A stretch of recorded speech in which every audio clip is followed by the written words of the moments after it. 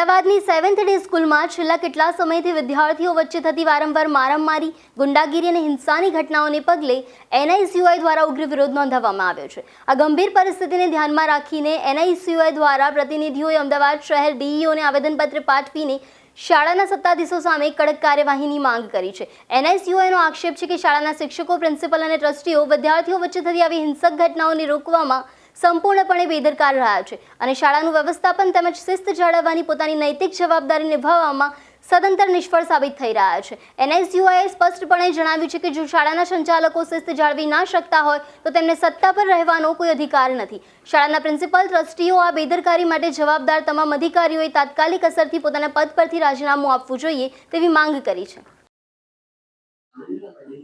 Khokhra police station विस्तार में जो 7 डे स्कूल आवेली है त्या आगळ गई काले एक विद्यार्थीना पेरेंट्स द्वारा एक फरियाद आपवामां आवेली है। जे मुजब परम दिवसे एक धोरण 7 में भणतो विद्यार्थी है ए जे मॉनिटर हतो अने ज्यारे अन्य विद्यार्थीओ लाइन में जता हता त्यारे केटलाक विद्यार्थीओ लाइन में चालता न हता ए बाबते एणे विद्यार्थीओने जणावेलुं कि भाई तमे लोको लाइन में चालो।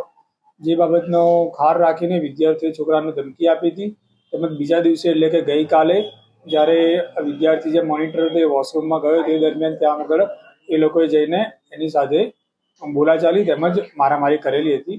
જે બાબતે જે 7મા ધોરણમાં ભણતો વિદ્યાર્થી છે એના ફાધરે ગઈકાલે ખોખરા પોલીસ સ્ટેશનમાં ફરિયાદ આપેલી છે અને જે 3 જુવેનાઇલ બાળકો છે કાયદાકીય સંઘર્ષિત કિશોર એમની વિરુદ્ધમાં આગળની કાર્યવાહી કરવામાં આવશે। સાહેબ, શેના વડે હુમલો કરવામાં આવે છે? એફઆઈઆરમાં ઉલ્લેખ શું છે? હાલમાં જે વિદ્યાર્થીના પેરેન્ટ્સે ફરિયાદ આપી છે ફરિયાદ મુજબ એ લોકોએ ત્યાં આગળ એની જોડે મારામારી કરેલી તેમજ એના શર્ટના બટન બ્લેડથી કટ કરેલા હતા એવું એમને ફરિયાદમાં લખાવ્યું છે।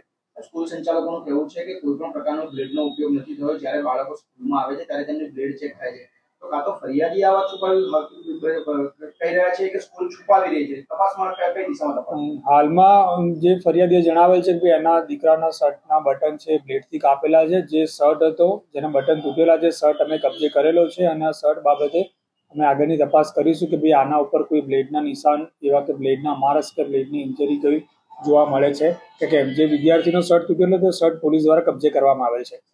જે શર્ટ કબજે થયો એના ઉપર કોઈ પણ પ્રકારના સ્ક્રેચીસ ઉપર તો સીધી રીતે વસ્તુ કાપવામાં આવી હતી પ્રાથમિક લાગી રહ્યું છે। જે શર્ટ છે શર્ટ જે અમે કબજે કરેલો છે એમાં જે શર્ટના બટન તૂટેલા છે પણ આ બાબતે અમે જે નિષ્ણાત છે નિષ્ણાતનો અભિપ્રાય લઈશું કે ભાઈ આમાં જે તૂટેલા છે એમાં કોઈ મતલબ ખાલી મારામારી એ દરમિયાન તૂટેલા છે કે ખરેખર બ્લેડનો ઉપયોગ થયેલો છે કે કેમ।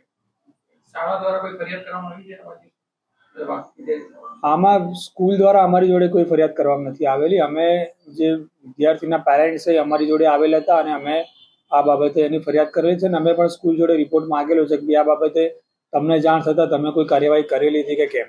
વાલીએ એફઆઈઆરમાં ઉલ્લેખ કર્યો છે કે આગલા દિવસે સ્કૂલ સંચાલકોને એના મોનિટરોને આ અંગે સ્કૂલના જે એના ક્લાસ ટીચર તેના અંગે જાણ કરવામાં આવી હતી, લેખિત રજૂઆત કરવામાં આવી હતી, છતાં એ લોકોએ મામલો દબાવ્યો છે। સ્કૂલ કે સંચાલકો વિરુદ્ધ બેદરકારી અંગેની કાર્યવાહી અમે આ બાબતે અમારી ફરિયાદ થયા બાદ અમે સ્કૂલ જોડે રિપોર્ટ માંગેલો છે કે ભાઈ સ્કૂલને આ વસ્તુ ક્યારે ધ્યાનમાં આવી અને સ્કૂલને ધ્યાનમાં આવ્યા બાદ આ બાબતે સ્કૂલે કોઈ કાર્યવાહી કરેલી છે કે કેમ। એ બાબતે સ્કૂલનો અમારો જે સ્કૂલ રિપોર્ટ કરશે એ બાબતે અમે આગળ એની કાર્યવાહી કરીશું। થોડા સમય અગાઉ પણ આ જ 7 ડે સ્કૂલની અંદર બહાર એક વિદ્યાર્થીને ચાપુ મારીને એની હત્યા કરી દેવામાં આવી હતી। એ જ 7 ડે સ્કૂલમાં ભારે વિવાદ બાદ એને સરકાર સમક્ષ લેવામાં આવી હતી। એનું સંચાલન ત્યાં ડીઓ સમક્ષ છે, છતાં પણ એ સ્કૂલની બહાર કાલે 3 વિદ્યાર્થીઓ દ્વારા એક વિદ્યાર્થીને લોખંડની બ્લેડ વડે હુમલો કરવામાં આવે છે।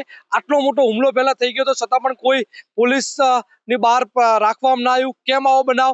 સરકાર અને શિક્ષણ મંત્રાલય હસ્તક છે છતાં પણ આવડો મોટો બનાવ? શું શિક્ષણ મંત્રી અને ડીઓ ઊંઘમાં છે? ક્યાંક ને ક્યાંક સંચાલકો અને જે પ્રિન્સિપાલ ત્યાં છે તેને સાચવવામાં હોય એવું દેખાઈ રહ્યું છે। કેમ આ સ્કૂલ પ્રશાસન ઉપર, આના પ્રિન્સિપાલ પર હજુ સુધી એક્શન નહીં? પ્રિન્સિપાલ પણ ડીઓને જાણ નથી કરતા। મીડિયા મારફતે આ જાણ બહાર આવે છે ત્યારે તો ખબર પડે છે ડીઓ ખાલી નોટિસો આપવાની વાતો કરે છે, નોટિસો નહીં પણ તમે કાગળ ઉપર કામ કરવાની જગ્યાએ ત્યાં રૂબરૂ જઈને આ અધિકારીઓને સસ્પેન્ડ કરવાનું તાત્કાલિક ધોરણે અમે તો માંગ કરીએ છીએ કે આ જગ્યા જે એએમસી ની છે એએમસી ને પાછી લઈ અને આ સ્કૂલને કાયમી માટે બંધ કરી દેવી જોઈએ।